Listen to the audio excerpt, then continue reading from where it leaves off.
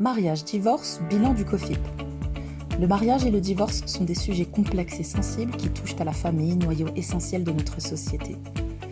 Différentes problématiques ont été soulevées par le Conseil français de l'imama et de la prédication, telles que le mariage civil, les épouses qui se retrouvent ni mariées ni divorcées, suspendues, le cas du refus de khol. Pour cela, le COFIP s'est réuni et a proposé un certain nombre de solutions. Des solutions pensées par nos imams et morshidettes. En amont, la prévention. Rappelez que le mariage est un engagement de la plus haute importance. Mithaq ghaliz. Rappelez l'obligation de l'inscription du mariage civil, pour préserver les droits. Un stage et des séminaires. Accompagner les futurs couples en proposant des stages ou séminaires afin de rappeler les droits et devoirs de chacun et aider le couple avec des retours d'expérience, bonnes pratiques, conseils et faire intervenir des conseillers et spécialistes du couple. Créer un guide à destination des imams et morshidettes et des nouveaux couples pour bien détailler les règles et les bons conseils. En cas de conflit dans le couple.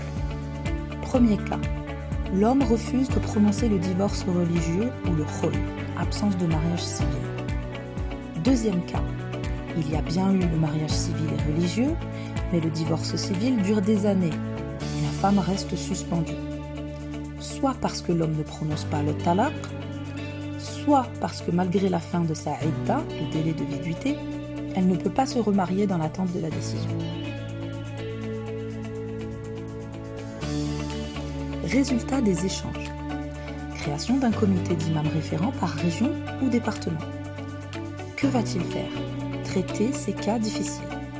Pour procéder au tatliq, le cas échéant, pour lever le préjudice subi, rafa' ad-darar, talaq li al-shiqaq, après l'écoute attentive des deux époux, ou pour procéder au khol dans le respect des règles.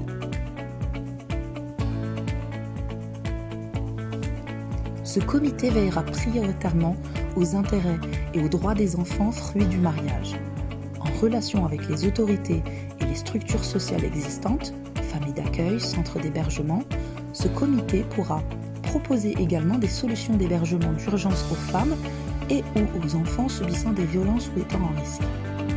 Attention, ces services ne constituent en aucun cas une loi ou juridiction parallèle, mais s'inscrivent uniquement dans le cadre des conseils et accompagnements de nos co-religionnaires au regard des cas de rupture cités et dans le respect des lois en vigueur.